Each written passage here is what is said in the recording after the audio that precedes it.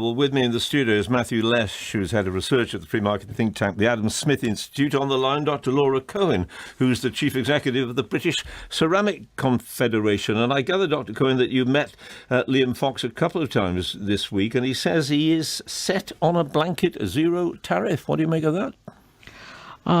Morning, John. Good morning.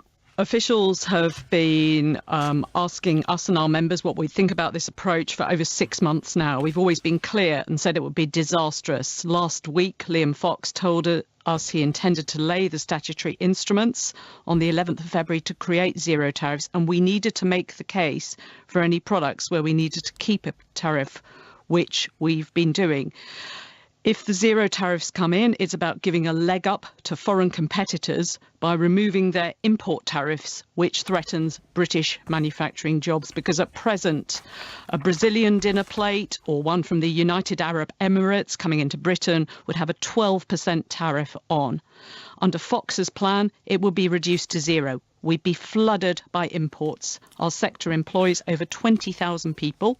If they lose their jobs because of trade policy, they're not going to be interested in buying new crop. Matthew Lesh, that's a worrying prospect, isn't it? Look, I'd make 2 points here. I think, first of all, I have greater faith in the capacity of the British industry, the potteries of Stoke, to be able to compete with foreign imports, to be able to provide a product to market that benefits consumers.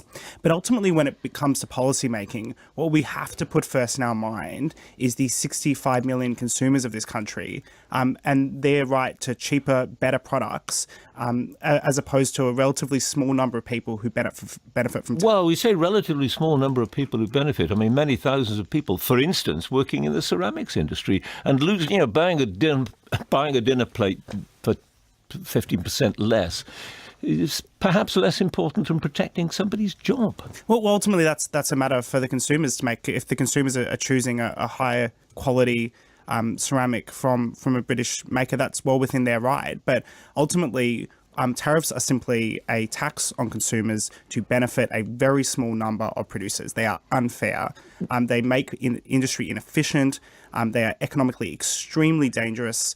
And ultimately have no place in a modern economy. And what we know time and time again is every time tariffs are cut, consumers benefit, industry gets more efficient, and the economy grows. So, but what about the argument that it protects British industry against, and therefore British jobs, against, let's say, Chinese competition, where they are able to pay their workers buttons compared with the decent wage they might get in this country? I mean, look, this is the trade-offs of economics 101, which is that a country should do what is ultimately best at doing. And in the UK's case, to a large extent, that probably isn't agriculture or manufacturing. It is services industry. And ultimately, that means higher paying, better jobs for Brits in modern technology industries, in fintech. So we stop making things? Well, absolutely not, but stop making things that can be made cheaper and better elsewhere. It's about providing high-quality industry, high-quality manufacturing that is a specialty of the UK, and then saying, well, no, we don't want to make cheap,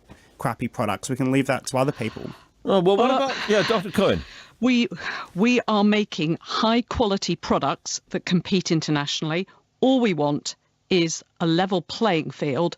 By reducing the import tariffs to zero, we're making it very difficult for our manufacturers. But that is a level playing field, isn't it? No, it isn't, because our manufacturers, we know they are internationally competitive. They export around the world, but after we leave the EU, they're going to have to pay 12% export tariffs going into Europe. But also, this is extremely damaging for Britain. It's weakening our hand in making free trade deals with other countries. If we give away for free access to Britain, why would anyone want to do a trade deal with us? Our manufacturers, of course, are still going to be paying other countries import tariffs. And that's the point, Dr. Lesh, isn't it? Look, ultimately, if the EU chooses to screw over its consumers by putting in place tariffs, that's their choice. A level playing field is 0% tariffs, and you can still do trade deals on issues like standards, You can do trade deals on mutual recognition basis. There are plenty of issues you can still sign trade deals about, which have nothing to do with tariffs. And what we know is unilateral tariff reduction is the reason why Britain succeeded after the Corn Laws in the 19th century. It's the reason why New Zealand has done so well. The history of trade liberalisation is one of prosperity. I'm afraid we don't have time to go back to the Corn Laws or indeed anything else. That's it. Thank you very much, Matthew Lesh and Dr. Laura Cohen.